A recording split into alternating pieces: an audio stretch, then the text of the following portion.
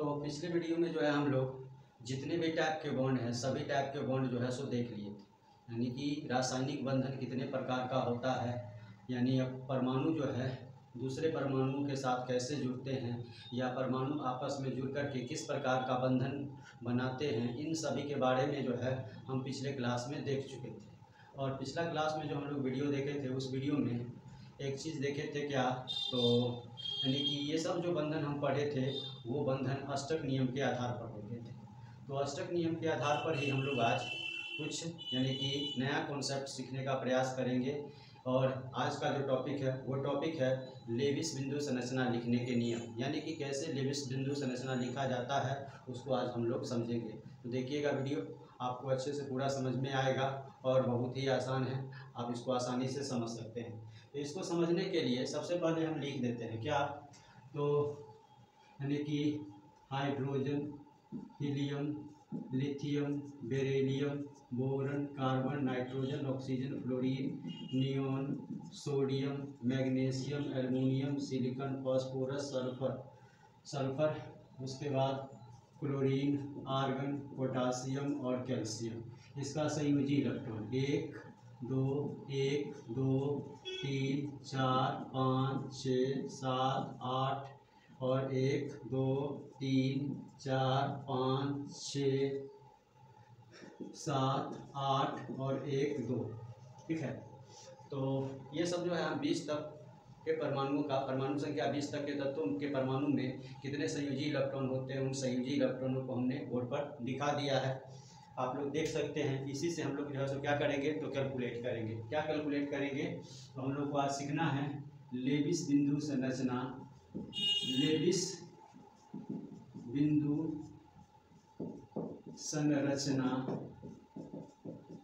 लिखने के नियम, यानी कि rules to write the Lewis dot structure, Lewis बिंदु संरचना कैसे लिखा जाता है उसी के बारे में आज हम लोग देखेंगे।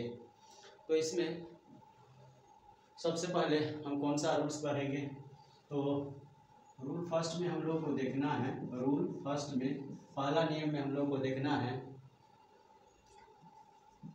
आवेश सहित संयोजी इलेक्ट्रॉनों की संख्या, जिसको N1 द्वारा डिनोट किया जाता है। आवेश सहित संयोजी इलेक्ट्रॉनों की, आवेश सहित कुल संयोजी इलेक्ट्रॉनों की संख्या जिसको किसके द्वारा डिनोट कर लिए हम लोग, तो N1 द्वारा, ठीक है, N1 द्वारा। तो ये लेविस बिंदु संरचना होता क्या है, नहीं इसको थोड़ा सा हम लोग जान लेते हैं। जैसे कि मान लीजिए क्लोरीन है और क्लोरीन का आपको कहे लेविस बिंदु संरचना लिखने के लिए, तो क्लोरीन का संयोजी इलेक्ट्रॉन आप देख रहे हैं कितना है, तो 7 है। तो 7 इलेक्ट्रॉन को आप क्लोरीन परमाणु के ऊपर दिखा दीजिए, यही क्लोरीन का क्या हो गया, तो यही क्लोरीन का लेविस बिंदु संरचना हो गया। उसी तरह अगर आपको कहे पोटेशियम का, तो पोटेशियम पर आप एक संयोजी इलेक्ट्रॉन दिखा दीजिए, ये पोटेशियम का लेविस बिंदु संरचना।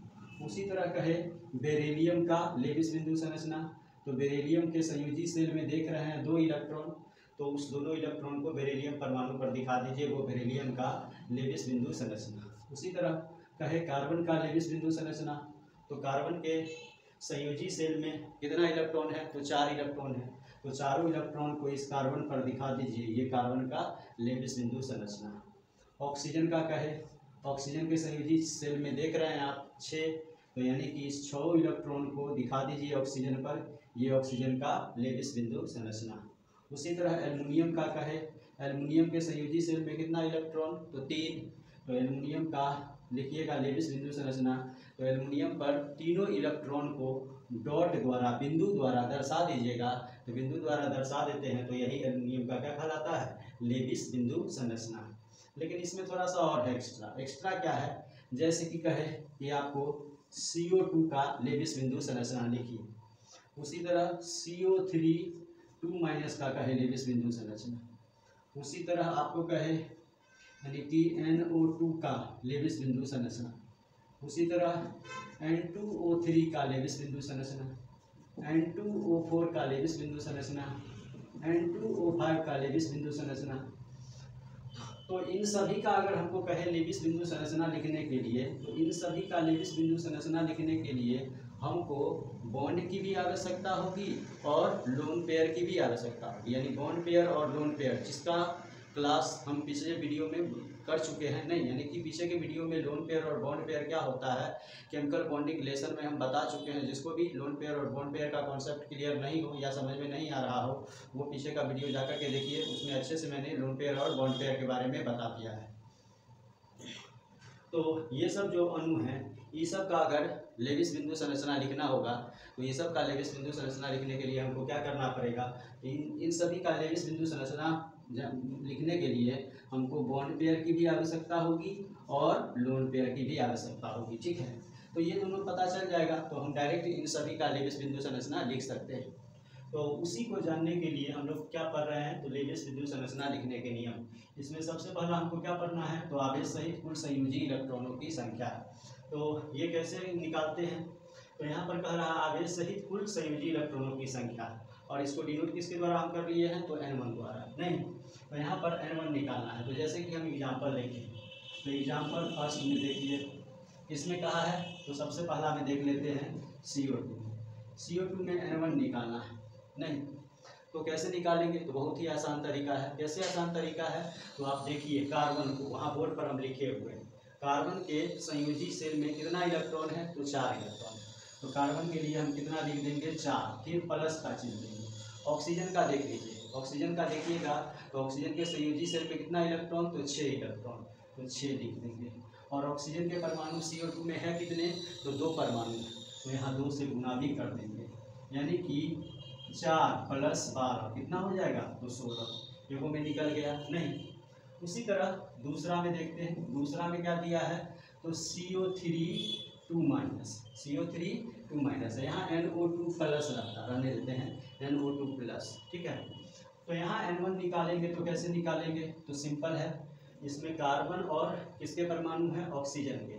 तो कार्बन का संयोजी इलेक्ट्रॉन, तो कार्बन का देखेंगे तो 4, तो लिखेंगे 4 प्लस ऑक्सीजन, तो ऑक्सीजन का देखेंगे तो 6, तो 6 गुना 3, और ये इलेक्ट्रॉन त्याग किया है या ग्रहण किया है, तो आप देखिएगा ये 2 इलेक्ट्रॉन ग्रहण किया है, क्योंकि इस पर माइनस चार्ज है। तो माइनस चार्ज है तो 2 इलेक्ट्रॉन लिया है, तो 2 इलेक्ट्रॉन लिया है, तो उसको भी प्लस कर देते हैं। तो 4 + 18 + 2 यानी कि ये 24। तीसरा में देखते हैं किसमें, तो तीसरा में देखेंगे हम लोग, तो NO2 प्लस में N1, इसमें किसके किसके परमाणु हैं, तो नाइट्रोजन के और किसके, ऑक्सीजन के। तो नाइट्रोजन के परमाणु में संयोजी इलेक्ट्रॉनों की संख्या 5, यहाँ लिखाएगा 5। ऑक्सीजन के तो हम देखे हैं 6 गुना 2, और ये प्लस चार्ज है इस पर, तो प्लस चार्ज का मतलब ये 1 इलेक्ट्रॉन का त्याग किया है। +1 है, तो +1 का मतलब 1 इलेक्ट्रॉन का त्याग किया है, मतलब -1 हो जाए, 1 इलेक्ट्रॉन इसमें से क्या होगा, घट जाएगा। अब जो है 5 + 12 - 1 कितना हो जाएगा, तो 16। उसके बाद क्या बचता है, तो उसके बाद बचता है चौथा में है N2O3। यहाँ N1 निकालेंगे, तो नाइट्रोजन का भी देखे हैं कितना, तो 5, और बोर्ड पर लिखा हुआ सबको दिख भी रहा होगा 5, और नाइट्रोजन में कितना से गुना हो जाएगा, तो नाइट्रोजन का 5 है, तो 5 में 2 से गुना, प्लस ऑक्सीजन का 6, तो 6 में कितना से गुना, तो 3 से गुना। ठीक है, हो गया 10 + 18 यानी कि 28, N1 निकल गया। उसके बाद पांचवा में देखेंगे तो N2O4, यहाँ N1 निकालेंगे, नहीं तो यहाँ पर N1 नाइट्रोजन का 5 × 2 और ऑक्सीजन का 6 × 4, तो 5 × 10 और 24 यानी कि 34। उसी तरह छठा में देखेंगे, नहीं छठा में देखेंगे यहाँ पर, तो क्या है N2O5, तो नाइट्रोजन में निकालेंगे, तो नाइट्रोजन में 5 × 2 और ऑक्सीजन में 6 × 5 यानी कि 10 और 30 कितना हो जाएगा, तो 40। ठीक है, 40। उसी तरह आपको किसमें कहे, तो उसी तरह एक और देख लेते हैं 7 नंबर में। नहीं, 7 नंबर में क्या है, Cr2O7 2-। देखो क्रोमियम का भी लिख लीजिए, क्रोमियम का 6 और मैग्नीज का होता है 7। नहीं, तो क्रोमियम का 6 तो यहाँ पर निकालेंगे N1 क्रोमियम में, तो 6 गुने क्या लिखाएगा 2, क्योंकि क्रोमियम का 6 है और क्रोमियम के परमाणु कितने हैं तो 2, प्लस ऑक्सीजन का 6 पढ़े तो 6 गुने 7 और 2 माइनस है मतलब 2 इलेक्ट्रॉन लिया है तो बढ़ाएंगे तो 6 गुना 12 असक्षक 42 प्लस 2 तो 2 2 4 2 6 यानी कि 56 कितना हो जाएगा 56 यानी कि 56 हो जाएगा। तो ये क्या था, तो लेविस बिंदु संरचना लिखने के दौरान N1 निकालने का पहला रूल, तो N1 निकालने का पहला रूल, तो N1 निकालने का पहला रूल का मतलब क्या हुआ, नहीं पहला रूल का मतलब क्या हुआ, तो पहला रूल का मतलब हुआ कि CO2 में हम आवेश सहित कुल संयोजी इलेक्ट्रॉन कितना निकाले, तो आवेश सहित कुल संयोजी इलेक्ट्रॉन हम 16 निकाले। नहीं, जैसे कि यहाँ पर देखिएगा तो यहाँ पर अलग अलग परमाणुओं में कितना संयोजी इलेक्ट्रॉन होगा उसको हम लिखे हैं, नहीं उसको लिखे हैं, लेकिन आपसे पूछे कि CO2 में कुल संयोजी इलेक्ट्रॉन कितना होगा, तो CO2 में कुल संयोजी इलेक्ट्रॉन 16, CO3 माइनस में कुल संयोजी इलेक्ट्रॉन कितना तो 24, NO2 प्लस में कुल संयोजी इलेक्ट्रॉन कितना तो 16 और N2O3 में कुल संयोजी इलेक्ट्रॉन तो 28, N2O4 में कुल संयोजी इलेक्ट्रॉन 34, N2O5 में कुल संयोजी इलेक्ट्रॉन 40, Cr2O7 माइनस में कुल संयोजी इलेक्ट्रॉन 56, ठीक है। तो CO2 में कुल संयोजी इलेक्ट्रॉन कितना हो गया तो 16, यानी कि इसमें जितने भी परमाणु हैं सभी परमाणुओं के बाहरी कक्षा में कुल इलेक्ट्रॉन कितना होगा, तो सभी परमाणुओं के बाहरी कक्षा में मिलाकर के लिखेंगे तो कुल इलेक्ट्रॉन हो जाएगा 16।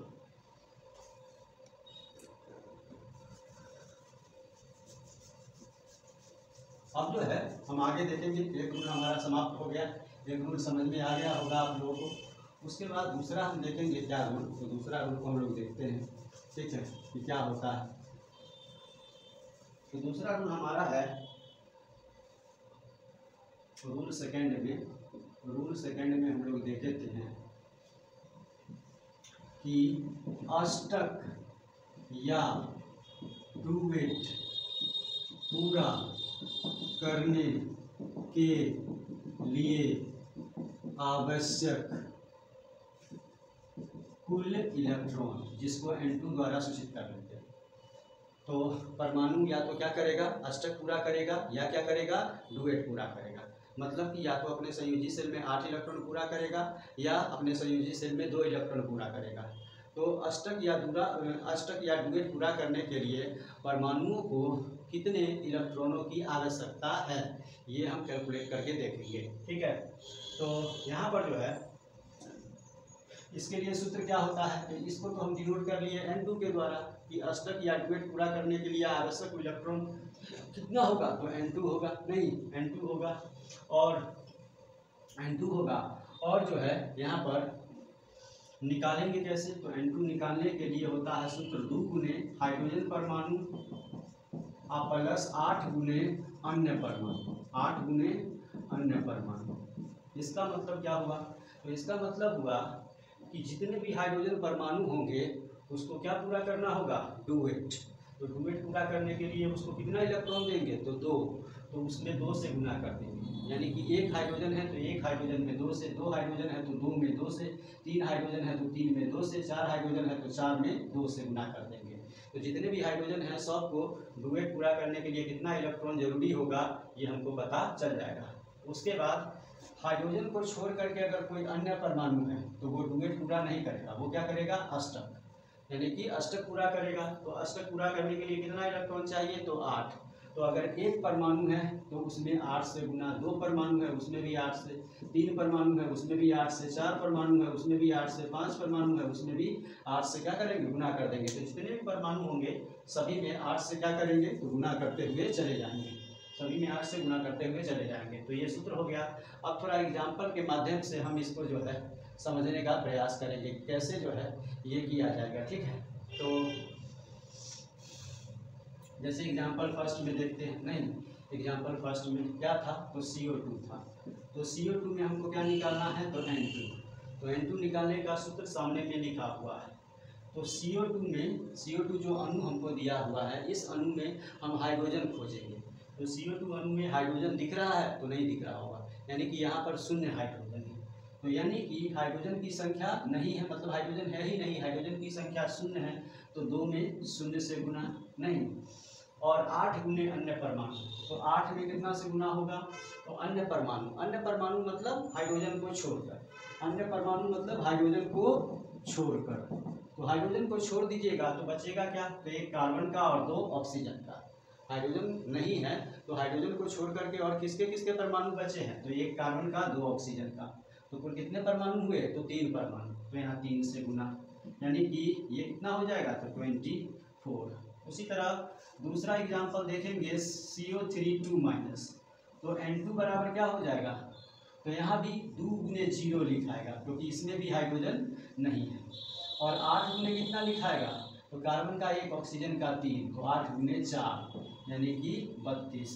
तीसरा में देखेंगे NO2 तो N2 निकालेंगे तो 2 गुने यहाँ भी 0 क्योंकि NO2 में भी हाइड्रोजन नहीं तो 0, और ये 2- आवेश से हमको मतलब नहीं है, हम यहाँ अलग से गिनती कर रहे हैं कि कितना इलेक्ट्रॉन उसको ज़रूरत होगा, उसमें कितना इलेक्ट्रॉन है इसकी गिनती नहीं की जा रही है, यानी कितना उसको ज़रूरत होगा ये अनुमान लगाया जा रहा है।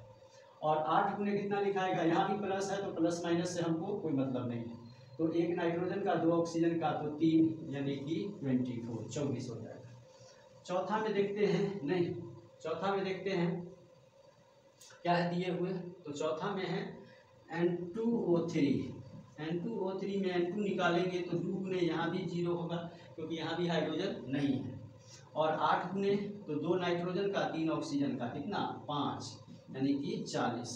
उसी तरह पाँचवा में देखेंगे N2O4 में N2 = 2 गुने 0 यहाँ भी क्योंकि यहाँ भी हाइड्रोजन नहीं है, और 8 गुने कितना, तो 2 गो नाइट्रोजन 4 गो ऑक्सीजन तो 6 यानी कि 48।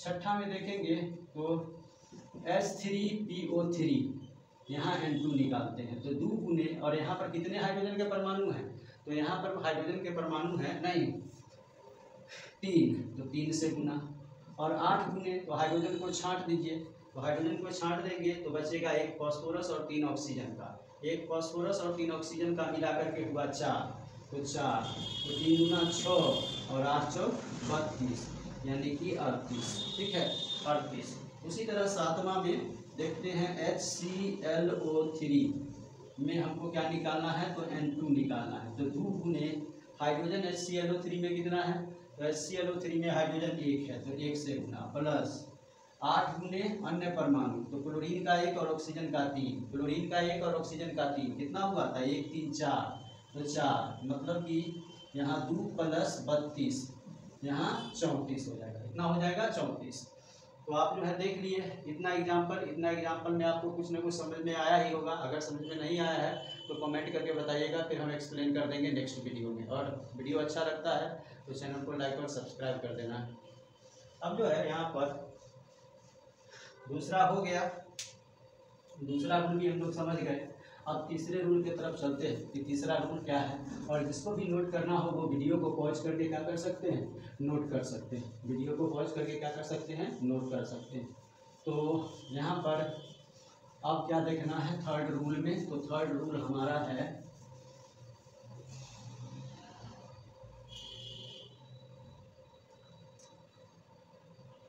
थर्ड में साझेदारी में भाग लेने वाले कुल इलेक्ट्रॉनों की संख्या जिसको N3 द्वारा डिनोट करते हैं, और N3 बराबर सूत्र क्या होता है, तो N3 बराबर होता है N2 - N1, यानी N2 में से N1 को घटा दीजिएगा तो पता चल जाएगा कि साझेदारी में कितना इलेक्ट्रॉन क्या करेगा, भाग लेगा। अब जो है वही एग्जाम्पल देखते हैं पहला में CO2 में N1 निकालिएगा तो N1 निकालना हम सिखाए हैं 4 और 6 दूना 12, 4 कितना, तो 16। N2 निकालेंगे तो यहाँ तो 2 गुने 0 हो जाएगा, नहीं 2 गुने क्या हो जाएगा 0, और 8 गुने कितना हो जाएगा, तो कार्बन का 1 ऑक्सीजन का 2, तो 8 गुने 3 यानी कि 24। तो अब सिंपल सा बात है कि अगर आप पिछला वीडियो खूब अच्छे से देखे होंगे तो आपको साझेदारी से संबंधित बहुत सारा कॉन्सेप्ट डेवलप हुआ होगा, उसी कॉन्सेप्ट पर आधारित हम कुछ यहाँ पर जानते हैं कि क्या है। तो देखिए यानी कि CO2 में संयोजी इलेक्ट्रॉनों की संख्या कितनी है तो 16। CO2 में संयोजी इलेक्ट्रॉनों की संख्या 16 और चाहिए उसको कितना तो 24। चाहिए उसको कितना तो 24।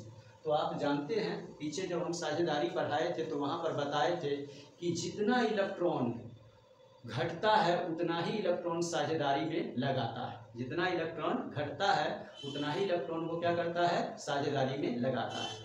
तो 16 उसके पास है, चाहिए कितना तो 24। तो कितना घट रहा है तो 8 घट रहा है। तो 8 घट रहा है, इसका मतलब वो 8 इलेक्ट्रॉन को क्या करेगा तो साझेदारी में लगाएगा। तो उसके पास कुल है 16 इलेक्ट्रॉन, तो लगाएगा कितना तो 16 में से 8 को साझेदारी में और 8 को अपने पास रखेगा। तो यही कॉन्सेप्ट था। तो यहाँ पर जो है यानी कि N2 निकालेंगे, नहीं N2 निकालेंगे नहीं N3 निकालेंगे तो N2 माइनस N1। N2 कितना है तो N2 निकाले हैं हम लोग 24 और N1 कितना तो 16। कितना हुआ 8।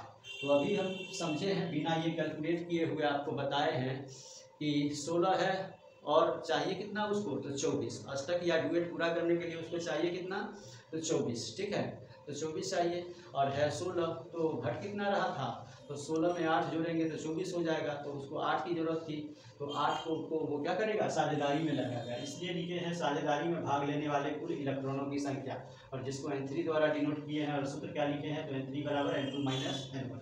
एक एग्जाम्पल तो समझ में आया होगा। एग्जाम्पल सेकेंड में हम लोग चलते हैं। जैसे कि मान लीजिए आपको CO3 2 माइनस में तो N1 निकालिएगा तो N1 कार्बन में 4 और ऑक्सीजन में 6 गुने 3 18 4 22 2 26 22 2 24 और N2 निकालेंगे तो 2 गुने तो 0 ही हो जाएगा और कार्बन का 1 ऑक्सीजन का 3 कितना हुआ तो 4। तो 8 गुने 4 यानी कि 32। तो है उसके पास संयोजी इलेक्ट्रॉन 24, चाहिए कितना तो 32। चाहिए कितना 32। तो कितना घट रहा है तो 6 2 8 घट रहा है। निकाल के भी देखते हैं तो N3 बराबर होता है N2 माइनस N1। N2 32 और N1 24। 6 2 8 बोले भी थे 8 और यहाँ आया भी कितना तो 8 आया। उसके बाद तीसरा एग्जाम्पल हम लोग देखते हैं। जैसे कि H3PO4 इसमें N1 निकालिए तो हाइड्रोजन में 1 गुने 3 प्लस फॉस्फोरस में 5 ऑक्सीजन में 6 गुने 4 तो 5 3 8 और 6 6 24 तो 24 8 32। N2 निकालिएगा तो 2 गुने 3 और प्लस 8 गुने 1 और 4 5 फॉस्फोरस का 1 और ऑक्सीजन का 4 मिला करके हुआ 5। तो 6 और 8 पंचे 40 6 46। अब यहाँ पर N3 निकालेंगे तो N3 निकालने का सिंपल तरीका है N2 माइनस N1। N2 का मान 46 और N1 का मान 32। तो 8 6 14 कितना हो जाएगा 14। यानी साझेदारी में यहाँ कितने इलेक्ट्रॉन भाग लेने के लिए जाएंगे तो साझेदारी में भाग लेने के लिए 14 इलेक्ट्रॉन जाएंगे। ठीक है, चौथा में देखते हैं NO2 प्लस में तो N1 निकालेंगे तो 5 नहीं 5 और 6 दूना 12 और एक माइनस भी होगा क्योंकि प्लस चार्ज है, 1 इलेक्ट्रॉन बाहर निकला होगा। तो 12 4 16।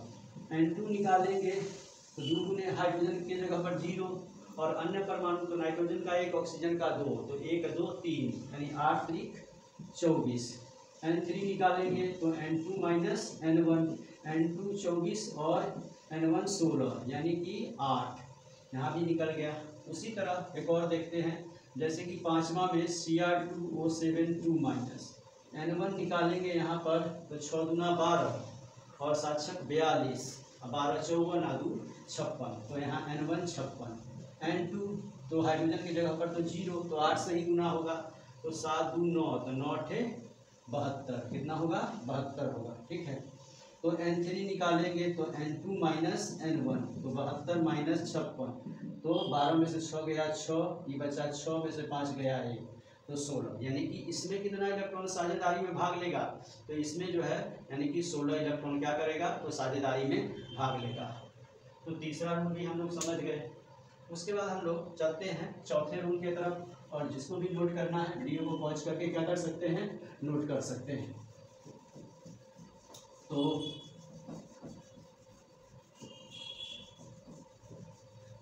फोर्थ रूल क्या है तो साझेदारी में कितना कितना इलेक्ट्रॉन भाग लेगा ये हम लोग देख लिए नहीं देख लिए।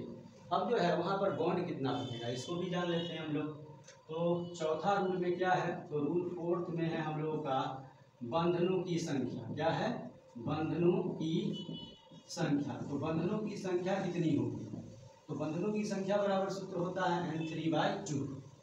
तो सिंपल सा बात है कि जितना इलेक्ट्रॉन साझेदारी में भाग लेगा उसका आधा क्या बनेगा, तो बॉन्ड। जैसे कि 2 इलेक्ट्रॉन साझेदारी में भाग लिया तो 2 का आधा कितना, 1, तो कितना बॉन्ड बनेगा, 1। क्योंकि हम पीछे के क्लास में, पीछे के वीडियो में देखे हैं कि 2 इलेक्ट्रॉन जब साझेदारी में भाग लेते हैं तो वहाँ पर सिंगल बॉन्ड बनता है, 4 लेते हैं तो डबल, और 6 लेते हैं तो ट्रिपल बॉन्ड बनता है। तो सिंपल है कि जितना साझेदारी में भाग ले, तो 2 साझेदारी में भाग लेगा तो 1 बॉन्ड, 4 साझेदारी में भाग लेगा तो 2 बॉन्ड, 6 साझेदारी में भाग लेगा तो 3 बॉन्ड, 8 साझेदारी में भाग लेगा तो 4 बॉन्ड, 10 साझेदारी में भाग लेगा तो 5 बॉन्ड, और उसी तरह 20 साझेदारी में भाग लेगा तो 10 बॉन्ड बनेगा। ठीक है, 10 बॉन्ड। तो यहाँ पर जो है एग्जाम्पल से देखते हैं। एग्जाम्पल फर्स्ट में वही CO2 में आप N1 निकाले हैं 16, N2 निकाले हैं 24, N3 निकाले हैं यानी कि 8। तो बॉन्ड्स कितना हो जाएगा, तो बॉन्ड्स हो जाएगा N3/2 यानी कि 8/2 यानी कि 4, 8/2 यानी कि 4। और N3 निकालेंगे तो सिंपली है 24 में से 16 को घटा देंगे तो 8 आ जाएगा। अब जो है दूसरा में वही CO3 तो N1 लिखेंगे तो 24, और N2 लिखेंगे तो 32, N3 लिखेंगे तो 32 - 24 8। तो बॉन्ड्स निकालेंगे कि कितना बॉन्ड बनेगा, तो 8 को इलेक्ट्रॉन साझेदारी में भाग लिया है तो क्या को बॉन्ड बनेगा, तो 4 को, तो N3/2। तो 8 को साझेदारी में तो 2 से मतलब 4 हो गया। उसी तरह तीसरा में देखते हैं। तीसरा में क्या है, NO2+, N1 निकालेंगे तो 12 4 16, N2 निकालेंगे तो 24, N3 निकालेंगे तो 24 - 16 यानी कि 8। उसके बाद बॉन्ड्स निकालेंगे तो N3/2, N3 8/2 यानी कि 4। तो साझेदारी में भाग लिया था 8, तो बॉन्ड कितना बनेगा, तो 4। एक और है चौथे रूल में, क्या है, चौथे एग्जाम्पल में तो Cr2O7 N1 निकालेंगे तो 56, N2 निकालेंगे तो 72, और N3 निकालेंगे तो 72 - 56 यानी कि 16। तो साझेदारी में कुल कितना इलेक्ट्रॉन भाग लिया, तो साझेदारी में कुल 16 इलेक्ट्रॉन भाग लिया। 16 इलेक्ट्रॉन भाग लिया तो बॉन्ड कितना बनेगा, तो उसका आधा, तो 16 का आधा 8 होता है। तो बॉन्ड्स निकालिएगा तो N3/2, N3 का मान 16/2 यानी कितना, तो 8। तो इसी तरह जो है सो हम कैलकुलेट कर लेते हैं 8। अब यहीं से हमारा काम शुरू होता है, क्योंकि हम बोले हैं कि लेविस बिंदु, अणुओं या आयनों की लेविस बिंदु संरचना लिखने के लिए हमको सिर्फ किसकी आवश्यकता होती है, तो बॉन्ड पेयर की और लोन पेयर की। तो बॉन्ड पेयर या बॉन्ड्स निकालना तो हम लोग क्या किए हैं, तो बॉन्ड पेयर या बॉन्ड्स निकालना हम लोग सीख गए हैं। ठीक है, बॉन्ड्स या बॉन्ड पेयर निकालना सीख गए हैं। तो बॉन्ड्स कितना आया यहाँ पर, 4। इस 4 बॉन्ड का मतलब क्या होता है, तो इस 4 बॉन्ड का मतलब हुआ, ठीक है, इस 4 बॉन्ड का मतलब हुआ कि CO2 का जब संरचना हम लिखेंगे तो CO2 के संरचना में क्या को बॉन्ड बनेगा, तो 4 को। CO3 का भी संरचना लिखेंगे तो 4 को बॉन्ड बनेगा। उसी तरह NO2+ का भी संरचना लिखेंगे तो उसमें 4 बॉन्ड है। लेकिन Cr2O7 का संरचना लिखेंगे तो उसमें कितना बॉन्ड बनेगा, तो 8। तो संरचना का मतलब क्या होता है, तो आप लोग 10th क्लास में पढ़े होंगे, नहीं 10th क्लास में, कि मीथेन का संरचना सूत्र लिखें तो कैसे लिखते थे, तो CH और H और H ऐसे ही लिखा जाता था। तो ये जो बॉन्ड के माध्यम से अणु की संरचना आप दर्शाते हैं उसी को क्या कहते हैं, संरचना सूत्र कहते हैं, उसी को संरचना सूत्र कहते हैं। लेकिन यहाँ पर हमको कौन सी संरचना लिखनी है, तो लेविस बिंदु संरचना। तो लेविस बिंदु संरचना में बॉन्ड पेयर और लोन पेयर दोनों की आवश्यकता होगी। हम लोग बॉन्ड पेयर निकालना सीख गए हैं, अब हम लोग सीखेंगे लोन पेयर निकालना। तो लोन पेयर कैसे निकालेंगे उसको भी हम लोग सीखते हैं कि लोन पेयर कैसे निकाला जाता है। तो मिटा देते हैं इसको। अब जो है लोन पेयर भी निकालना क्या है, बहुत आसान है। कैसे आसान है, तो हम तो अणु में कुल कितना संयोजी इलेक्ट्रॉन होगा ये शुरू में ही निकाल लिए थे, तो और साझेदारी में कितना भाग लेगा ये भी हम बाद में जा करके कैलकुलेट कर देंगे। नहीं तो फिर से देखते हैं यहाँ पर, यानी कि रूल 5 में क्या निकालना है, तो रूल 5 में निकालना है यानी कि संयोजी इलेक्ट्रॉन निर्जन युग्म की संख्या। क्या निकालना है, तो निर्जन युग्म यानी कि लोन पेयर की संख्या। इसको किसके द्वारा डिनोट करते हैं, तो N4 द्वारा। और N4 बराबर सूत्र क्या होता है, तो N4 बराबर सूत्र होता है N1 माइनस N3। ठीक है, लेकिन हम लोग इस सूत्र का बिना उपयोग किए हुए डायरेक्ट क्या कर सकते हैं, तो सूत्र का बिना उपयोग किए हुए संरचना यानी कि N4 का मान यानी कि लोन पेयर निकाल सकते हैं। तो कैसे निकालेंगे लोन पेयर, तो यहाँ पर जो है देखते हैं फिर वही एग्जांपल फर्स्ट में CO2 N1 तो 16, N2 24, N3 तो 24 में से 16 जाएगा तो कितना, तो 8। बॉन्ड्स निकालेंगे तो 8/2 यानी कि 4। और N4 तो सूत्र से नहीं निकाल करके हम यहाँ समझते हैं कि उस CO2 अणु में कुल संयोजी इलेक्ट्रॉनों की संख्या कितनी थी, तो CO2 अणु में कुल संयोजी इलेक्ट्रॉनों की संख्या 16 थी। ठीक है, CO2 अणु में कुल संयोजी इलेक्ट्रॉनों की संख्या 16 थी, जिसमें से 8 को इलेक्ट्रॉन को क्या किया था, तो साझेदारी में लगाने के लिए भेज दिया था।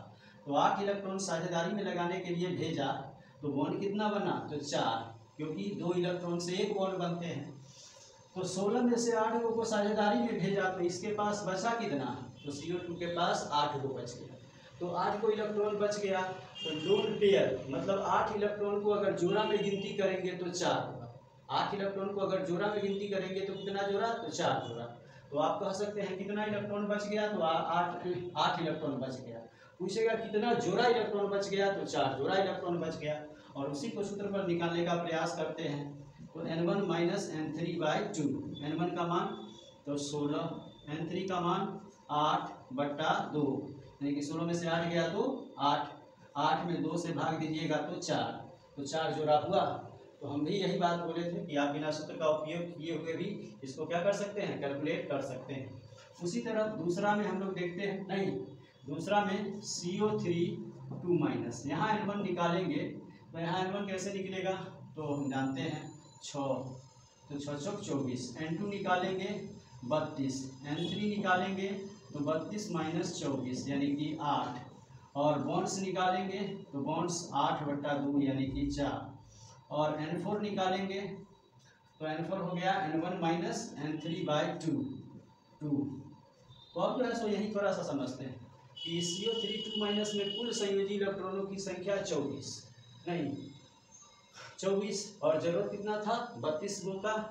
तो घट कितना रहा था, तो 8 घट रहा था, मतलब 8 इलेक्ट्रॉन को वो क्या किया होगा, तो साझेदारी में भेजा होगा।